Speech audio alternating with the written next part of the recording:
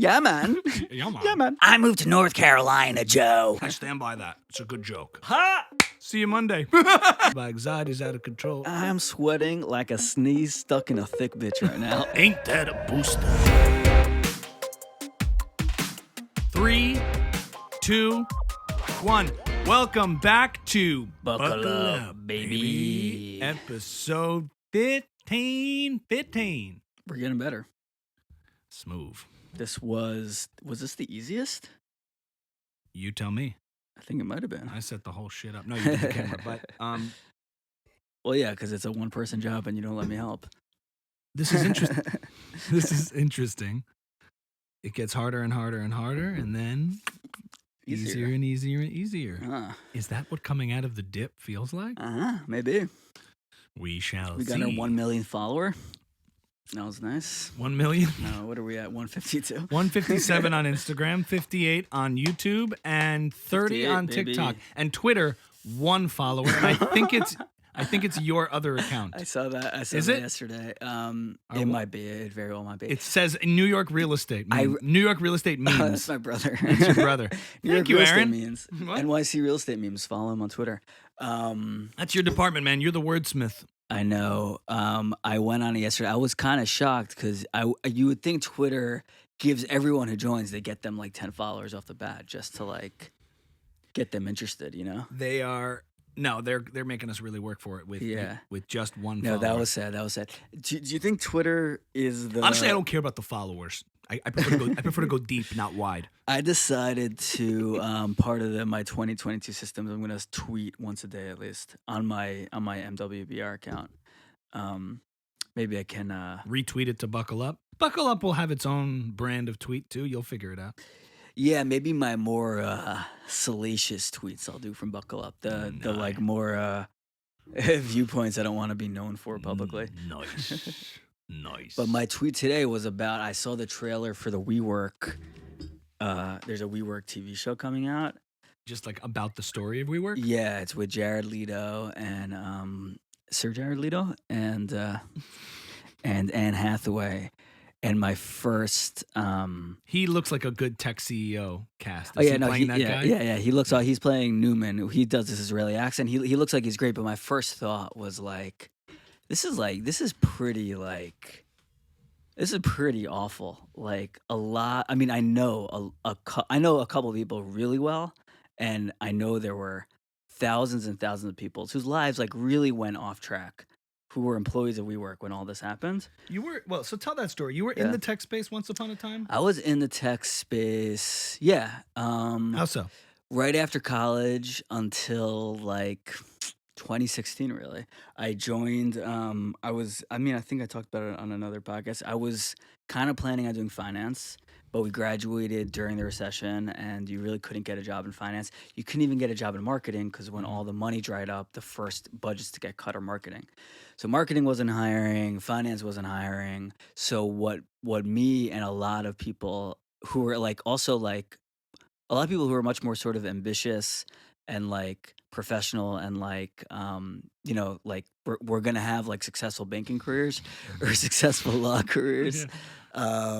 They whatever. A lot of people in 2010 went into tech in New York City because that was basically the only thing to do. There were these small startups with a little bit of funding that were hiring, and so a lot of people got positions that were like much more senior than they would have gotten otherwise. So that's how I got involved. I started a company with a friend, and then I joined like Thumbtacked? Was that the I one, will or- not for art with Jeremy, who hopefully we'll have on at some point. And I didn't start that with him. I was working for him basically, and not getting paid. But it was a great experience, and I became good friends with Jeremy. And then I started. Unemployed is a state of mind, right? No, I'm doing something. I'm not getting paid, but I'm working. I'm working on working. And then I made a website with a friend and 2 programmers, and this was before Squarespace, where like we made a social network, which is hard to do. And then I stopped.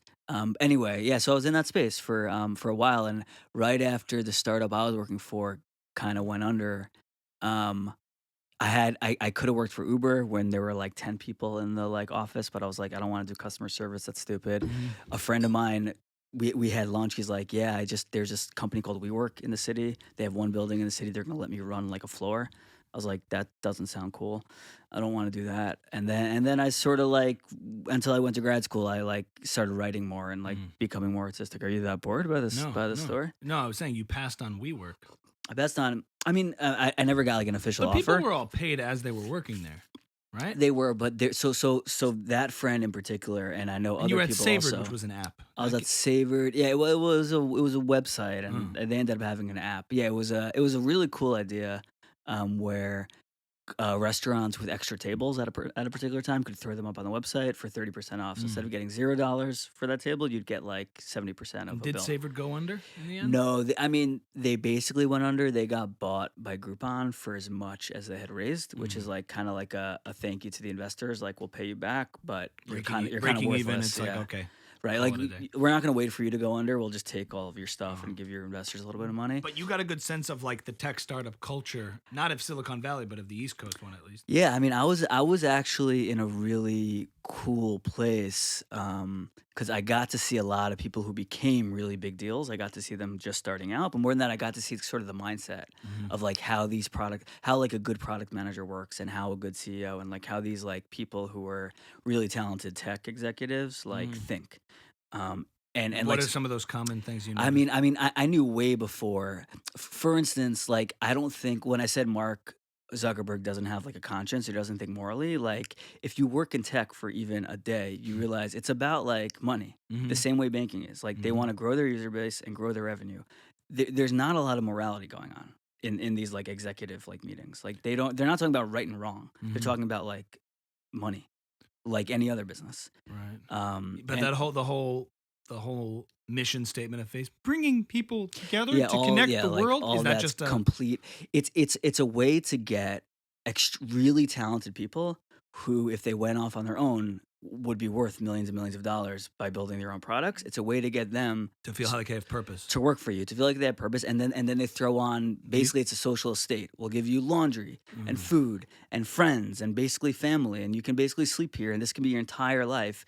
And instead of like trying something on your own, like not only we're gonna extract as much value as we can, and like how do we do that? By making you feel like you have a purpose. Right. Well, do you think there's megalomania that goes with that level of success, or is it the same old thing about the bottom line? The bottom line is the bottom line. No, sure, yeah. I think there is megalomania that goes, but I think that the people who were really successful are usually very sort of like, they're almost like sociopathic. They're not egomaniacs. Like I mean, Elon Musk is like, I think like an aberration. I think most people are like just very focused and very driven and very ambitious and very like money centric, the same way any other industry is. Elon Musk is day by day taking himself off the spectrum. I don't know how he does it. Like getting more relatable. Yeah. I mean, there's this, he's strange, you know, but then he starts to tweet. And he like got on SNL and he's like, I'm the best SNL host to have Asperger's. So did he say that? Yeah, I didn't know that. Is he open about Asperger's? He was on SNL. I did not know that. And I think it was sort of a way to provide context for, I know I'm the host and it's going to be uncomfortable, and go with me because I have Asperger's. So yeah, well, whatever. Yeah, it was weird. But then he says that and owns it. But then he tweets, and his like people generally in that category, like humor and sarcasm are difficult things, from my understanding, for people who are on the Asperger's or autism spectrum. But for him, he tweets well, and then he sort of becomes more comfortable with his online presence. I've noticed he's like, all this billion of BS. He doesn't have patience for people in a certain way, but I don't know. He's been making a lot of good content. I wonder if he has a team. Yeah. Well, it wouldn't be crazy. So, if he had a writer. If he had a writer? It would so not be crazy. No, but some of his stuff is off the cuff when he's being interviewed. Well, he probably also has access to his own stuff, but I don't think. Hey, Elon, what do you think of this? What do you think of this? And he would say, "Doesn't sound like me." I don't really think of that. I don't have space or hard drive wherewithal in my own mind to think of anything else but what I think about, and that's rockets, space, so Mars, cars, and automobiles. Mars, cars, SARS. No, right. So he happens to be Go ahead. Yeah, he happens to. No, he happens to be a genius, and like Mark Zuckerberg is also a genius. Like those are few and far between. Like they're artists. I think they're artists really, and like what they're doing. I saw a sad video, like sad music playing TikTok of Elon Musk's, interview compilations, or just one of his interviews, but with sad music. Yeah. Because there's so much like, respect of geniuses on TikTok, or like the best speech, like these amazing people, and it's like. He's like, I knew ever since I was young, my brain just, it's all ideas. I can't turn it off. I don't think you'd want to be me. Yeah. You wouldn't like it very much. So, yeah, well, yeah, I think like all artists, they're lonely. Mm-hmm. Like he lives a lonely existence because there's no one else like him. That's interesting. Yeah. It's like we pedestal all these people. They're the most productive, genius members of our society, and it must be so lonely to have no one else like you.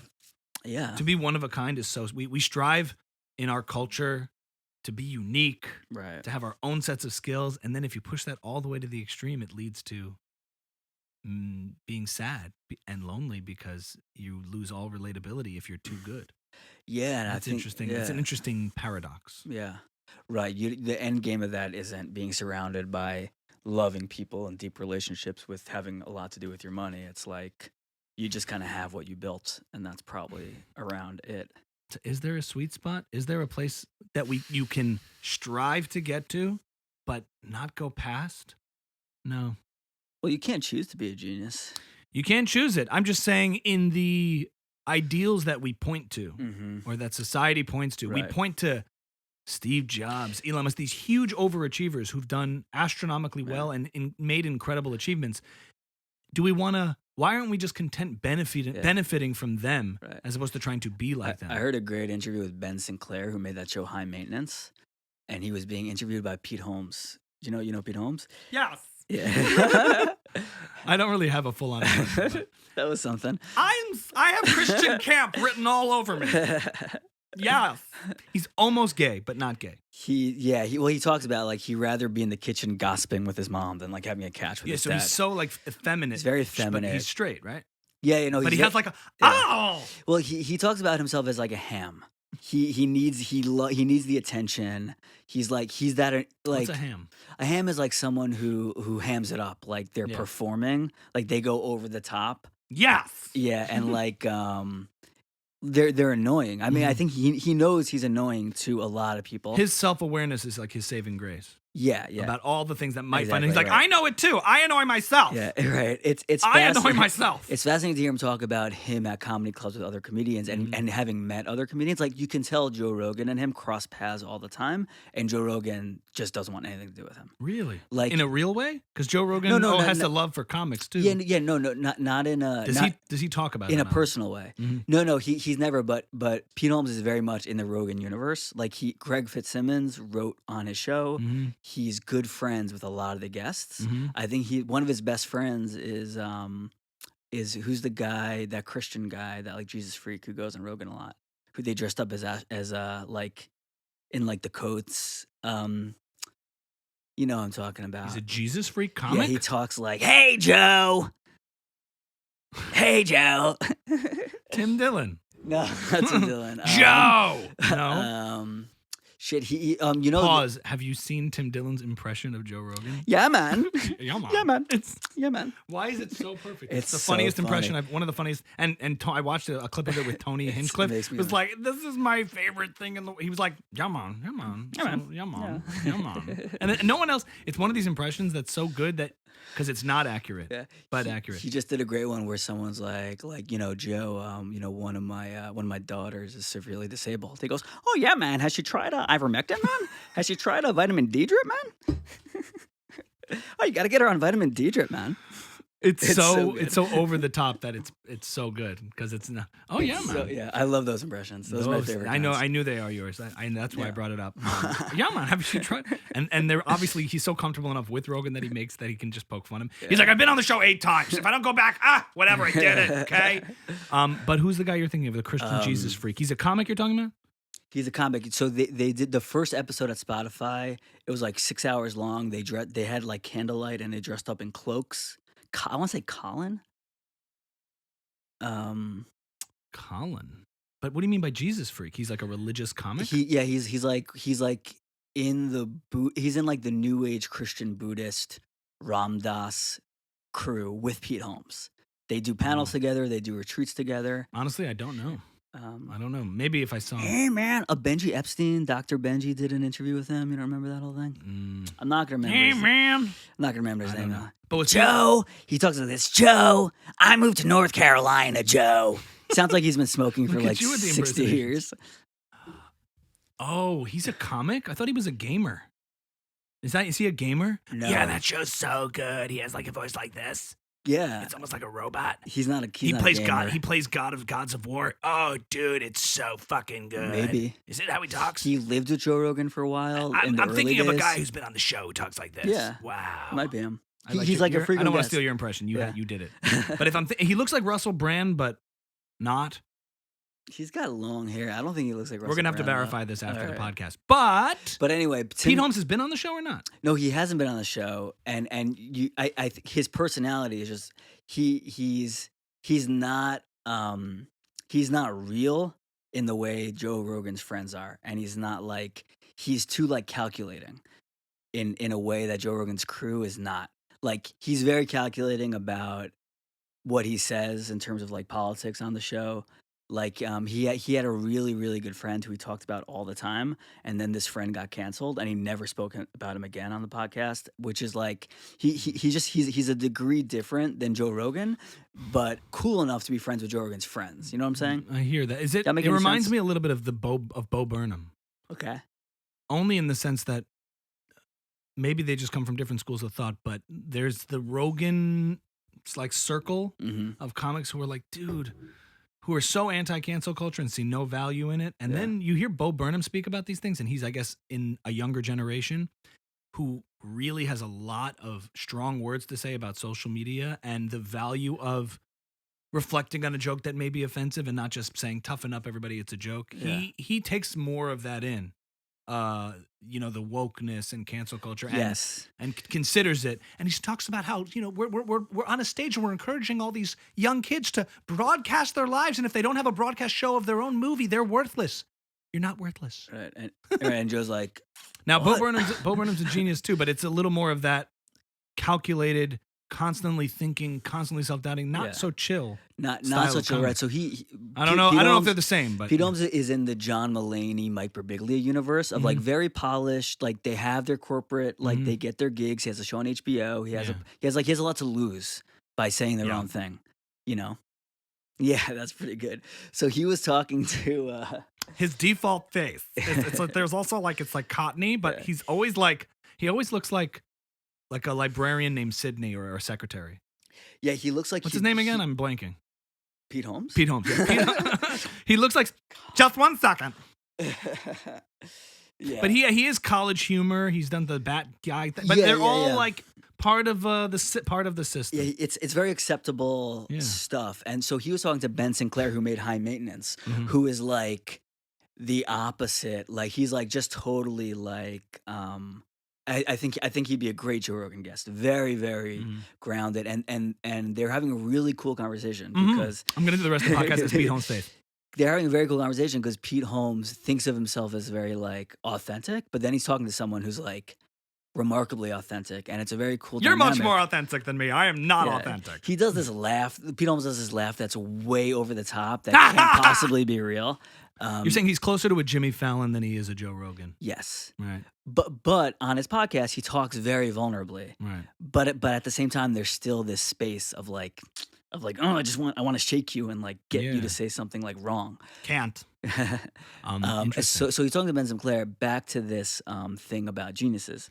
About finding the safe space between genius and happiness. So Ben Sinclair, the balding guy from High Maintenance, he crossed paths with Pete Holmes because they both had a show on HBO. They both had a half-hour show, I think, on Sunday nights. on HBO. So they were like colleagues.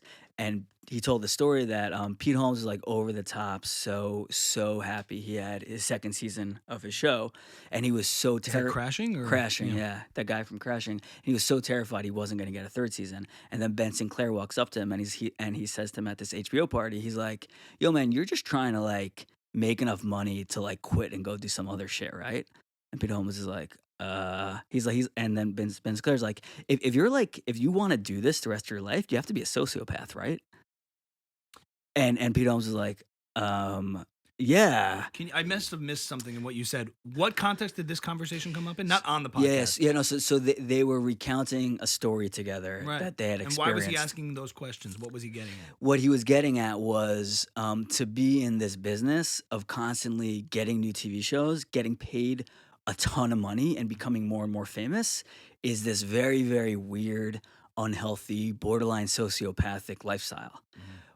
Kind of like these tech CEOs, like to make $25-30 billion is insane. No one needs that much money, and no one needs that much power and success. So I'm saying like the healthy place seems more like Ben Sinclair and less like Pete Holmes, to be like, you make a little bit of money, way more than you need to just live really comfortably the rest of your life, and then sort of spend your life doing what you want and like building relationships instead of constantly chasing more power and more success and more money and more fame. Well, that was a very long-winded way to get there. The thing I take issue with in that framing of it is, sure, if your reason for doing all this is fame and success and money, then you're going to be in trouble because you can never have enough of that. But if you're chasing fame and success and money so that you can do the thing you want to do, I always make that point. It's really in reverse. In other words, if Pete Holmes wants to make sketches and funny shows, then you pursue that so that you can do that. But the question is a false question. No, well, I knew you were going to say that. I think what he was sort of getting at was like, you start out with that mindset, but once tens of millions of dollars are put on your plates, you very quickly lose track of, I'm doing this in order to do the thing. Pete? Ben Affleck just verified it on a video I saw today. Oh, well, if Ben Affleck says some shit. Him and Matt Damon were talking, and Matt Damon recounted this time where Matt Damon said, "Ben, you called me up one time and you said, I'm in the worst place imaginable. I can sell magazines, but I can't sell movie tickets." And Ben Affleck said, yeah, he's like, I thought being famous was a price you had to pay in order to make movies that you wanted to make. You give up your private life and then you're able to make as many movies you want. He said, I got to a place where I was just famous and couldn't make movies. But I guess, first of all, you have to do it like him on steroids and anxiety. I got to a place, I can't really do it. But when he was interviewed, his anxiety. Did you see the? He can't look at the camera. Which is interesting. He's a director and an actor. He can't look at the camera. He got to a place severely autistic. I couldn't understand that. I mean, he's made some great movies. But this was probably in like the J-Lo phase where is like, that what he was saying in that period? Yeah, before he proved himself. I think before Gone Baby Gone. I think he directed Gone Baby Gone. He talked on Howard Stern. I saw some clips that were released about his frustrations with the Academy and him not getting recognition. Right, Argo, I think. Argo, when he won, I guess. But he's like, and I got snubbed by this, and I did want it. I wanted it. I wanted it. I wanted the recognition from my peers, and they wouldn't give it to me. Argo won Best Picture and Best Screenplay, and it didn't win Best Director. Right. That he directed. I think that was the thing. This is so funny. And he makes great movies. He's a better director than he's an actor. Right. So I think what he said is he put aside the fame and the fortune, and he sort of realized, I can just make movies. I can just direct and write and do whatever I want. But I do think what Ben Sinclair is probably getting at was like, there's a healthy part of this of like, I got to make my show high maintenance for 3 seasons. Fuck yeah. That's great. Let me take the $12 million I made and go buy a modest house and just make indie stuff for the rest of my life. He's also just, or you can be like, shit, like I have to make another show now, and then another show and a bigger show. Yeah, there's this pressure of also trying to copy yourself, or that your success enslaves you in saying, hey, this worked. This is doing well. You now have to keep doing this forever. Right. And I do understand that. That's just sort of a process that everyone has to go through when they are fortunate enough to make something that does work. Lahavdil, which is a Hebrew phrase for our non-Jewish listeners of comparison to me, when I've done some videos that do well, and I've spoken to other content creators too, you get this pressure to say, oh, well, that one did so much better. So you lose sight of what you want to do and feel like you have to do what you have to do. Yeah. Which is like, all right. So I catch myself sometimes when I put up my phone and I'm ready to film something. It's like, okay, what Gary V bit am I doing today? Wait. What Gary V bit am I doing today? Right. What a presumption. It's more like, what's funny? Right. So I have to take breaks from doing certain things. It just happens to be every single time Gary V is funny. Well, if I think of something funny, I do it. I try, but sometimes, yes, I've been cheap and said I can't think of something. I'll do something funny and hopefully it'll work. But I always try to keep myself as centered as possible with what I think is funny. Mm-hmm. And if it happens to be a Gary V post, great. And if it happens to be something else, fine. But I don't want to lose sight of the fact that I'm not on my mission in life is not to be the Gary V parody artist. I love that. It's to do funny things. Yeah. And I try to take breaks so that I can think of other funny things. Yeah. But full disclosure, like, there have been days when I'm like, all right, let me just throw up one that I know will do better than others. It's tempting, but you don't want to do that too much. If you do that, you lose sight of what you like. And that's in the absence of a good idea also. You know, you're not putting aside something. But how do good ideas come? You can't crowd them out with the stuff that just becomes habitual, Yeah. and that's challenging. But that's why I also have ideas of like next level stuff and doing more stand-up and more podcasting and more sketches with different people to get different things out of different things. What I do is I think to myself, what didn't work last time? Let me do that again. Maybe it'll work this time. Right. And that's also a trap. That's also a trap. Subversive to yourself? Yeah, things keep not working. You want to know the most fucked up thing? Yeah. So I finished High Maintenance, like a season, and I was really into it, and I heard that interview, and so I texted a guy who's a producer on this project I'm trying to get made, and I said, "How about Ben Sinclair for like the main role? Like I think he'd be good." He's the actor or the creator or both? Both. He's a creator, and he's the guy from High Maintenance who delivers weed. I don't know. A lot of people know who he is. I know High Maintenance. You know who I was talking about? I just remembered what it was. It's the show, yes. Hey, man. He's that guy, yeah. High Maintenance. High Maintenance, yeah, that guy. High Maintenance. So I said, what about this guy for the lead role? If we attach him to the project, that'll be good. And the response was, yeah, I think he'd be good, but I don't think he would be able to help us get the project sold. Which means after 4 seasons of a very, very successful show, a very, very fair amount of fame, even he can't do whatever he wants. Like, he can't just get a show made because he thinks it's interesting, which is interesting. You, I've seen repeatedly, have held on to these notions of status that, once you get here, you can just do whatever. I've seen you say that a bunch about. Fair enough. You do have this notion of this hierarchy. It's like once you get there, it's smooth sailing. Fair enough. It's just not true. I know for a fact that Maroon 5 is just as terrified of their record selling as a new band. Now, granted, they might have more resources and more things, but when they put out something into the world, it can fail like anything else. And same with Jerry Seinfeld talks about when he gets on stage, you have about 2-3 minutes before they turn on you. But if your name can only get you so far. You don't think it's depressing though, after all of that success on a high level, to still sort of be waiting to break in on a certain level? It's not depressing. It's not depressing because it's more like, at the end of the day, the market or what you're trying to achieve, everyone's equal when it comes to ideas in some way. It's not just pedigree aristocracy or what's the word I'm thinking of? Credential. It's not just this like tenured oligarchy. I want to live where it's like, well, if you're a celebrity, we'll do it. Yeah. I'm sure it happens in some respects, but in a lot of respects, it makes it about the content, about what you're making, about the art, and it puts that before the person who's making it. And I think that's a good thing. I want to live in a creative aristocracy where certain people get to do things and certain people just don't. So, in all seriousness, I don't want to live in a free market, and I want to be one of those aristocrats. I like the fact that an A-lister is just as nervous about his show going out there as I am about mine, because it just means good is good. I want to turn on Netflix and just be like, is Aziz Ansari just like talking to a friend on the beach for 8 hours? He gets to do this? Like, yeah, he's Aziz Ansari. We got to watch this. Until his son, and then his son gets to do the next show, because that's how it works. It gets passed on to your heir. And Aziz Ansari comes from India, which is the unmentionables, and totally based on the... What's the word in India what that they have to do with that? Oh, the caste system. Caste system. You want a caste system in Hollywood?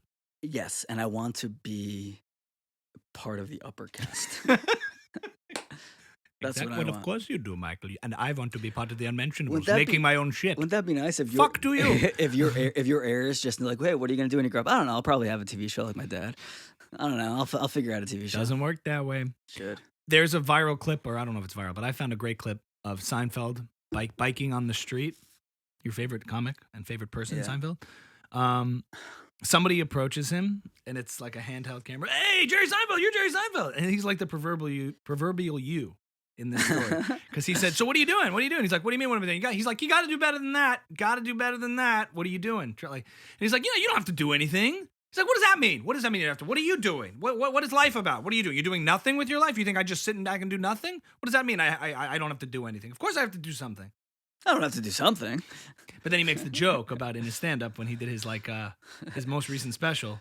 He was like, I didn't have to be here. You all wanted to be here. No, but he was just saying, what are you talking about? Yeah. And I think that's fallacious. You don't think he has to do anything? I mean, it means that you basically put life's priorities as the material is paramount. That's what I think. It sounds like it. I think it's the power. In other words, once you've achieved a certain level of material success, you can just stop living. You can sit back and do nothing, which I'm not sure why you strive to nothing. Explain that to me. Yeah. I think a lot of people want to do nothing. I think most people want to do nothing. I don't think that's true. I think when it comes down to it, I think people would rather maybe do nothing to things that they're hating in the moment, but they'd rather, better than nothing is something fulfilling. I think a lot of people at the end of the day, when you get to why they want to do this, why they want to do that, why do you want to make money so I can do this, so I can do that, so I can do that, at the very end of it comes so I can just do nothing. So I can lie down and do nothing. I don't think that's human nature. Did you see the Peterson Rogan clip? He's like, yeah, what are you going to do? Drink tequilas on the beach all day? Well, I'm not saying that would make them happy, but when you get deep into their consciousness, that is what they want. I think maybe a lot of people are consumed with things that they're not enjoying or finding fulfilling, that they think their antidote that they're striving for is nothing. But by nothing, they really mean not this. And because they don't know exactly what else they would want to do. I disagree. I hear what you're saying, but I disagree. But you said it wouldn't make them happy. It wouldn't make them happy, but I think not everyone wants to be happy. I think a lot of people want to be unhappy. I'm not saying that's healthy. I'm not saying that's the way it should be, but I think there are a lot of people. Unhappy's easier than happy. That's why. Sure, yeah. And they don't want to deal with the stresses of. Yeah, but that's what they want. You got to let unhappy people be unhappy. Have you ever tried? Of course. Making an unhappy person happy? It's impossible. Of course. Yeah, it's not. You have to just enjoy their unhappiness. Being unhappy is easier. You don't have to contend with anything. You don't have to risk anything. You don't have to do anything. I'm not saying. I think I've definitely experienced that for sure in my life. I hope I've grown a little bit. But there are definitely parts of me that unhealthy parts of me that just want to be unhappy, for sure. All of this. You never experienced that? All of this from WeWork. From WeWork. from Sir Jared Leto. Is there a part of me that just wants to be unhappy? Yeah. No. Why would you want to be unhappy? Because it's comfortable. Some people are more comfortable being unhappy than happy. They don't know what to do with being happy. This is a good, deep question, because we're talking about, if you ask somebody, well, here's the it's like semantics. If happy was too difficult, then you wouldn't be happy. Well, okay. So gotcha. Comfortable is a better word. People just want to be comfortable. To a lot of people, being comfortable means being unhappy. And doing nothing. So now it's an important distinction. Comfortable doesn't necessarily mean happy. Because unhappy is uncomfortable. But that's also comfortable and not people. Preferable. No, but people aren't willing to necessarily go through what it would take to achieve happiness, and by happiness I mean real happiness, like fulfillment, because that's a lot of discomfort. I agree, and the so that's really the answer we'd agree with. Yeah, people are content with mediocrity or just being okay, whatever, tolerating living in sort of that existence. It's easier that way. You just have to do what you have to do, and even though you could be happier, but unhappy to me, like miserable, lonely, nobody would prefer that. And if you gave them, you don't know people who maybe you're right. Things they could do to become more fulfilled, and they refuse to do it. Here on one hand is miserable, unhappy, and on the other hand is stressful effort at the pursuit of happiness. And over here is happiness. Now over here, probably a myth, because most of life is this pursuit. And with bits of happiness is the road you're walking on. A little bit, but it's like bits of this come into it and then disappear, and it's fleeting. But the pursuit, the process that you're engaged in over time, and those achievements and successes that are bringing you fulfillment as you're doing them are difficult and stressful, but you are getting bits of happiness. You're feeding from this category into that middle section. I don't even think happiness is an end goal. Maybe they don't want to. It's not an end goal. It's the process or the byproduct, the positive externality of the pursuit. Right. Woo. So I saw this. This trailer for WeWork, and I was like, all these people who thought, first of all, they thought they were happy. They were working towards this goal. They felt they had purpose. Their lives got seriously derailed. They were waiting for the company to go public. They like had their eyes on a house they were going to buy. They had their house on like, all right, I'll work part-time. We'll get a net. Like seriously, like they had life plans. All in. Yeah. Everything went to shit. And like their lives, I mean, they're fine, but their lives got derailed. And our only response is, let's make a TV show and say what happened. Like it's so it's pretty like coarse to celebrate this story as like a piece of content. It's like still happening to a lot of people. They made World Trade Center.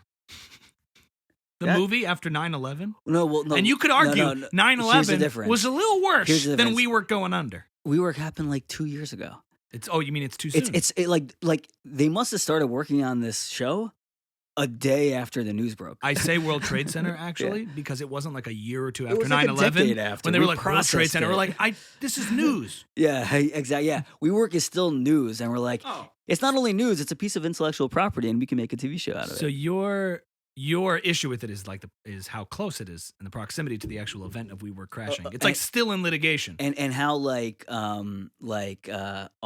how unaware of we're using autistic very sloppily. Yeah. No. I mean, I like to use the word autistic actually in terms of like emotionally unaware, like in the objective sense. Yeah, it's sensitivity. Exactly. It's like an autistic view of like, well, this happened, so we should show it. Well, the Fire Festival was also the same issue. Well, that was a documentary. Oh. Different. I think documentaries are a little bit different. I think I assumed it was, but I guess you're right. It's right. Yeah, this feels a little bit like, guys, we're still processing the reality. We don't need to watch the fiction. Yeah. Yes. Yeah. Like, why don't we put our like collective energy towards like maybe preventing this from happening again instead of making a TV show out of it? But you would say a documentary would be valuable. A documentary feels a little bit more like we're gonna help you process what happened by giving you a story about it. The news. The documentary feels like news. After the 2008-2009 financial crisis, there were all these movies about Wall Street, and documentary movies explaining what happened because people were so confused. Like The Big Short. Yeah, but no, The Big Short's a real movie that came later.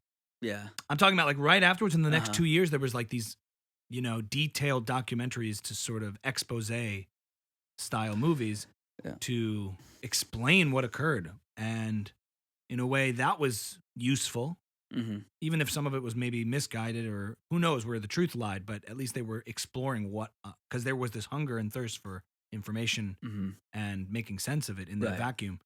But you're just saying a real movie, like a feature film on this is ridiculous. I mean, it's a TV, it's a series, a season of TV. It's like 10 hours of TV. Like, and they're gonna dramatize some WeWork employee's life and dramatize. They're probably not gonna dramatize the like venture capitalists who like were kind of at fault here, like because those are the people, whatever. And they're gonna make it into like he's a character. He's not a real person. He's a character, and like it's all his fault. Also, does it offend you more because of the people who were hurt by WeWork, or because it's like bad TV?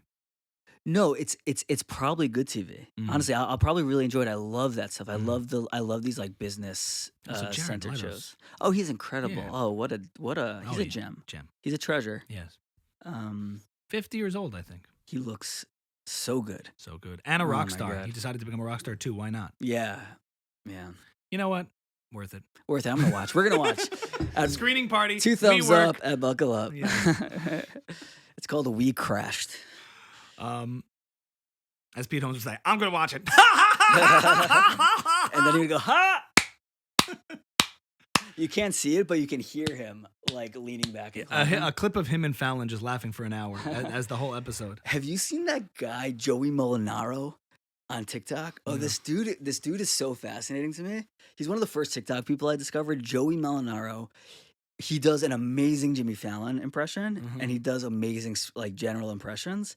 But he did this thing at the beginning of his TikTok career where he would like superimpose the Barstool Sports logo on all of his videos, which made it seem like Barstool had created it, which they didn't. Is he blonde? Yeah. So no, he is Barstool. He is? Yeah. So what? I think it's him and he does stuff with Benedict. They do like dads. Yeah. That's real. They're part of Barstool. Are you sure? Or do you think that because he puts the logo on his You always think there's a conspiracy. They're both part of Barstool. But Barstool never... They don't share his stuff or have anything to do with him. I'm pretty sure. And he doesn't have like a ton of followers. I'm pretty sure that the two of them have an affiliation or association with Barstool. I think so. I think they don't. And Barstool, Davka, another good Hebrew word, they specifically, Davka, don't share him because he did this weird thing where he like co-opted their logo to make you think he was Barstool. I've heard from another source, and I don't remember who that. He's like, yeah, ever since they started working with Barstool. It was him. He goes on Twitter and goes, Joey Mulinaro is part of Barstool. No, I'm telling you, I think so. But anyway, what's the point? He did this. He does a great Jimmy Fallon impression. Yeah. That's my point. Benedict, the guy he does videos with. That guy's great. Great One face. of the funniest dudes on TikTok. What else does he do? I forget his last name, but it's Benedict something. What does he do? He does great girl bits where he's like, it's fall. You know what that means? It's called like Girls in the Fall. Cinnamon. His face. Cinnamon. He does this one of self-defense class, but every single time he says, so here's what you do, right? Someone's coming at you, they put your hand on your thing, but then he just makes out with the dummy. Sorry, I got nervous. Like he's just like, boom, hand here, twist. Sorry, I got nervous. Very, very hilarious. I like their small talk bits. They're very funny. He does another one where he's like, interview with the lunch lady. And he's like, okay, show me your arm. And it's like flabby. He goes, and then do a walk for me. And she walks light. And he's playing both characters. He's dressed like a lunch lady. Walk. It's like, what line would you say on a job? I'm not doing the bit justice, but he goes, beans with that? And then at the end he goes, okay, see you Monday. It always ends that was a good face. See you Monday. So all of that stuff. Yeah, I like those guys. Hey, they do these dad bits. Yeah. So that's Joey. And office small talk bits. That's this guy. Hey, this guy, what you drinking? Mojito. Hey, it's only 10 a.m. We'll tag him for those. That's good stuff. Yeah, I would like to find out if he really about this Barstool thing. Yeah. Obviously not. I mean, we don't use John. Obviously, I don't really have a Dave Portnoy down, but I want to do a bit. I have a bit in mind of a spoof on Barstool. They were one of the first people that Barstool shared one of my early videos, and that's right. Yeah. I'm grateful to them. How'd that happen? One of my TikToks came across the Barstool TikTok, and they shared it on their Instagram to like 7 million people, something crazy, and it was like, wow, thank you guys. So that was a huge deal. Yeah. That was a huge deal. Yeah. There's an early video. I've watched it several times with Dave Portnoy being interviewed before he was Dave Portnoy. It's like early days when he was throwing parties, and it was like Barstool Sports was just this like guerrilla operation in a little small office, and there was a inside edition on them. Barstool Sports throwing, the man behind the scenes is Dave Portnoy, who throws these parties that he calls blackout parties. He claims it's not about passing out. He's like, yeah. Now, and this woman reporter is like, he's like, this is a tweet of yours, okay? You say you're not a fan. This is a tweet of yours. She goes, I'm not saying I'm for rape, but if you're a size 6 and you wear a size 0 pants, you maybe deserve to be raped. He's like, I stand by that. It's a good joke. I stand by that. I stand by that comment. It's a good joke. He's like, and then she goes, do you realize how offensive that is? He goes, no, obviously I don't. It's a 15-second clip. I've watched it so much. No, obviously I don't. And everyone's like, this is how to respond to cancel. He's like, I stand by that. That's a good joke. It's like, well, I obviously don't think rape is a good thing. If you're a size, it's just somebody. He's like, no, but his response isn't like, it's not even trying to defend. He goes, no, obviously I don't. That's a pretty good impression. Obviously not. I have a bit where I'm going to be doing the One by Pizza reviews, but it's going to be like this. Let me know what you think. It's like, all right, welcome back to how does it start? Pizza review time, Frankie. All right, Frankie, pizza review time. Okay, but instead of eating the pizza, I'm going to be fucking the pizza. And he turns, he goes, it's burning my cock like hot lava. It's I'm a grower, not a shower. But differently this time, we're going to do one bite. He's like, one thrust, everybody knows the rules. This is a pretty thin crust. Thin crust. I actually prefer the deep dish. Gets a little... Not my favorite. Not my favorite. Obviously, I do. Obviously, I don't. I'm going to be... I can't put that on TikTok, though, because their community guidelines are all over the place. Yeah, which sucks. But Reels lets you... Comedy, man. No one can take comedy anymore. That's Mark Norman. Comedy.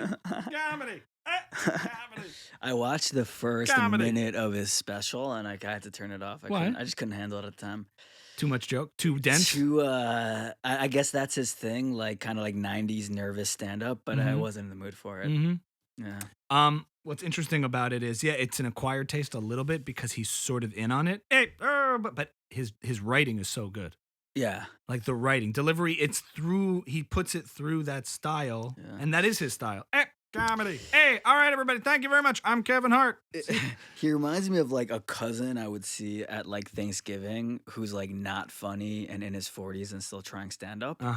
That's the vibe. That is from an him. insult for Mark Norman. But I mean, I know I think that's a bit. Mm-hmm. The thing is a bit, but when I was watching, I was like, I can't handle this right now. Yeah, there's something unassuming. It's unassuming. At first, I was like, is this guy just trying to do it like safe by constantly being so self-deprecating? Hey, I'm a loser, can't do it. Sorry, but if you actually like get into it and get past that, you're like, wow, it's like subversive a little bit. Right. He's like, hey, I'm just a hokey guy doing. I'm at your birthday party, but I'm talking about pulling out of your asshole. Hey, the saving grace is he's on Netflix doing a special, so you're like, oh, he's not some guy who can't get it together. Mm-hmm. Because he has a special on Netflix, but I can't sit through the discomfort of that. I understand. It's like Catskill comedy, but raunchy. It's dark. So I got to give it a try. Give it a try again. I'm telling you, because there's something subversive about it. He's not like, anyway, marriage, huh? That's a bummer. But he's saying, marriage, huh? Wish you could, marriage, huh? Stop cheating on your wife. Had a threesome last night, and I probably gave her AIDS. Oops, AIDS, not good. AIDS, 1980s. But and you're like.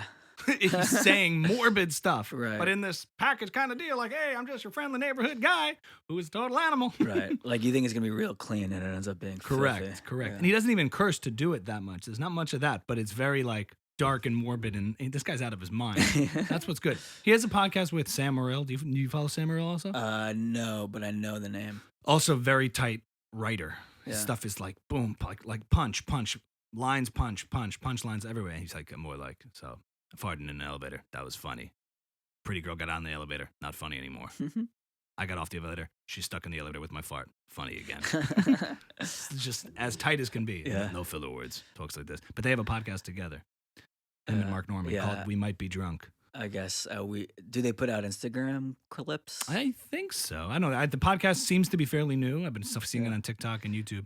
I actually have become so totally into consuming podcasts as Instagram clips now. It's like it's a pretty great way to do it. Because of what we've been doing? Because I go through our feed on Instagram and I just see all these clips. I'm like, why would I listen to an hour and a half of Theo Von, like, trying to make conversation? Like, let me just watch that. Yeah, dude. I saw a great reel today of Theo Von. The thing was my last two brain cells having a conversation. It was Theo Von and someone that looks exactly like Theo Von just having like a conversation. That was a bit. Somebody made an animation. So no. Someone took the clip, but they put the caption: "My last two brain cells having a conversation." And it's two Theo Von different clips talking. Yeah, one person's like, "I am sweating, man," and then Theo Von's like, "I am sweating like a sneeze stuck in a thick bitch right now." And the other one's like, "I am sweating like," and they're just going back and forth, and it's so stupid. Theo is one of these also guys building his empire, and his comedy's very unique. And he's like, "Yeah, dude, he's very sweet. My cousin got bit by a gay guy." So, we'll see. That's just from a unique. My cousin got bit by a gay guy. That's the promo for his special. So we'll see. And he's like, I think he talks. There's a clip also of him talking to Donnell Rawlings, I think his name. Yeah. You got to what? Did I send that to you? I think it's one of the best conversations on race I've ever heard in my life. Yeah. Because it's so honest and so funny. It was about mental health. Everything. He was asking about black people, and he's just asking him these questions from this Southern hillbilly perspective. Right. And Theo Von talks about his racism, but not in the way the woke says every white person has racism in them. And he's not like admitting to it. He's like, in the way that everybody just grows up in their own little bubbles of prejudice. He's like, yeah, I don't think I'm racist, He's like, but it was just honest. He's an example of someone, like we were talking about last week, who might be right affiliated, but deeply cares about other humans. Like very sweet, very sensitive. But he doesn't strike me as political at all. No, but I think if you saw him, I'm sure he's been called an alt-right comic. Theo Von? Really? No, because he's super like we have to make edgy jokes and not hold back. Gang. Anyway, whatever. So what'd he say with Donnell Rawlings? I mean, there's so much, and I can't even I can't recap it in the way because the questions are only he can ask it in the charming, innocent. There's such an innocence to his questions. Yeah. And Donnell Rawlings was talking about, he's like, I'd be like, difference between black people and white people. Black people have just different words. You guys have a vocabulary for like mental, like mental health, right? You guys will say, I'm depressed, I'm anxious, I'm feeling obsessive compulsive, and I need to go see someone, and I take medication because my anxiety is out of control, and I'm feeling, real depressed. And a black person will say, "You okay, man?" He'd be like, "Yeah, I'm just all fucked up." And he's just like, "That's how we treat mental health." "Yeah, I'm just all fucked. EDF, just fucked up. I'm cool. I'm good. I'm good. Nah, I'm just all fucked up." He's like, "Oh, that, gang," and just like other questions about, what it's like to grow up in the black community versus the white community, and how, that experience that he talks about it, not knowing that much about, or maybe he did, or. I don't really know, but it's a clip of a full-length podcast they're talking about. But this clip is so good, and I recommend that anyone. Maybe we'll put a link in it in the description. Maybe because we say we'll do. Maybe I'll do it. But that's Donnell. Donnell's a really funny guy. He talks like this. I've only heard him on. I've only seen him on Chappelle's show. I don't really know his work. Yeah. People say that he's the. I've heard like D'Elia, and people say maybe it was on Rogan or something. But they've said that of all the people they don't want to follow, it's Donnell Rawlings comes in as the number one person I never want to follow. I think it's done. I feel like him and Joey Diaz. Joey Diaz has a line once where he's like, "I was getting by on my energy, not on my jokes." I feel like he might be he's just funny to be around. Yeah. The room just cracks. He's a fucking animal. Oh my God! You put my thought. Hey, you tell me something, Joe Rogan. Before he smoked weed, he was a weird. He was. It's so hard to do a Joey Diaz because it's so deep. Cocksucker, I'm in. I'm in. You do cocaine, I'm in. You need to have something. Uncle Joey's here.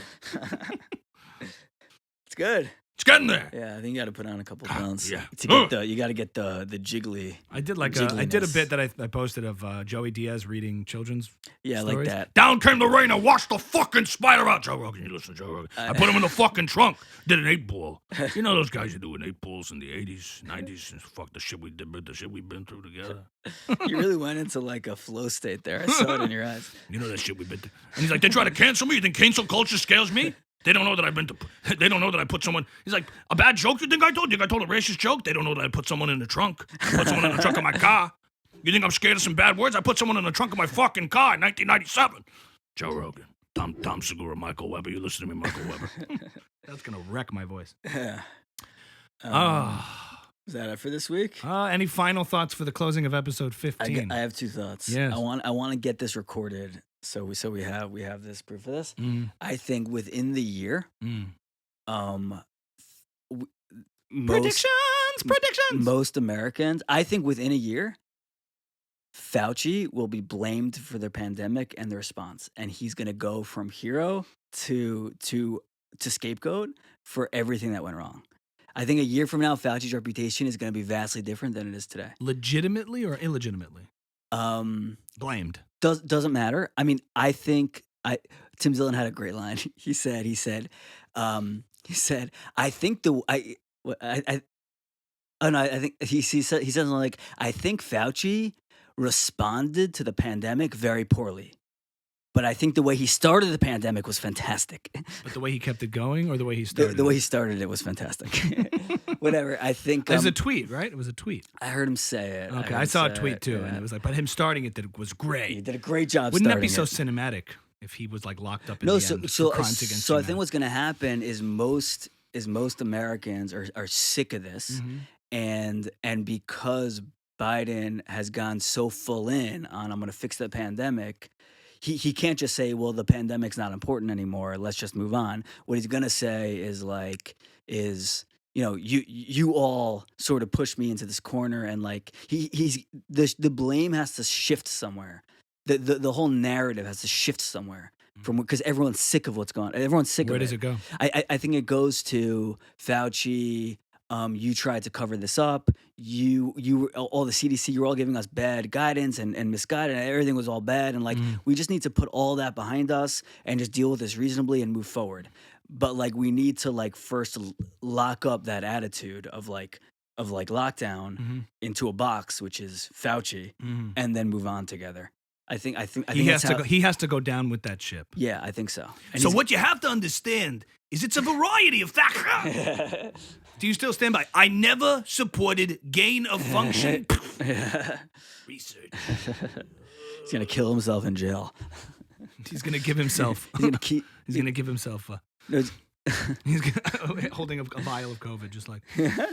And the end video. Remember the end of 12 Monkeys when he goes, "It's even airborne. Nobody even knows." Did you see 12 Monkeys? I didn't see it. Oh, there's a scene at the end where you find the guy who's. It's like the. But Fauci's gonna get vaccinated 10 times in a row. No, they're gonna. That's it. The public execution will be a bunch of like vaccines shot at him. I feel boosted. He's like, myocarditis. Ain't that a booster? That's the final line, and it'll be Rogan who does it with Rogan with a bow and arrow. Oh, that's a booster. A great end to this funny rom-com. Now that's a booster. And then they're gonna tie his feet to a horse, and the horse is gonna run through town. Oh my God. Whatever. That's my first one. My second. And then Rand Paul is like, "How's that for gain of function?" I'm telling you, that's my prediction. And my second one is Brett Weinstein's like, "I told you so." all these hokey lines. No, Brett Weinstein's gonna get a show on CNN after that, and then they're gonna have a freeze frame. Tim Dillon's gonna get the Tonight Show. Does Joe Rogan have to like be the fallen hero? He's gonna take Fauci's job. He's gonna be head of science for America. Or is he like the tragic figure who dies at the end of this movie? Rogan? Like, stopping Fauci. Right. You know, but he's like, "Joe, there's one in your leg." And he looks down and there's a vaccine in his leg. He goes, and then it's Tim Dillon over Joe Rogan. I love this scene. "Listen, Joe, don't do this. Please, we need you." Fuck it, we don't. Ben, let's take over. And he hosts the new biggest podcast. No. Tim Dillon takes over for the Joe. Welcome back to the Tim Dillon experience. And then after the credits, you see Joe, like with his last bit of strength, slips some ivermectin into his mouth, and then it ends. So maybe he's alive. His hand pops up or something. We have to do this. Can you imagine a feature film based on reality, right, happening in real time? Yeah. But so like Tim Dillon is like the good guy and the bad guy who takes over for the Joe Rogan face. Welcome back to the Tim Dillon. He's wanted it the whole time because he's soulless. Jamie, get it up there. Jamie, you're my fucking slave. Oh my God. We just ended this podcast on one of the best pitches for a movie ever. Yeah. Give us a call, Ben Shapiro. To produce it? Produced by the Daily Wire.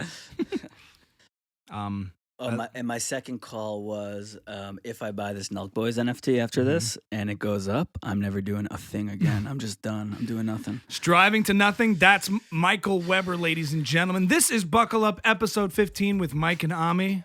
Good to be here with you, Mike. This was fun. Here's to nothing. I'm in.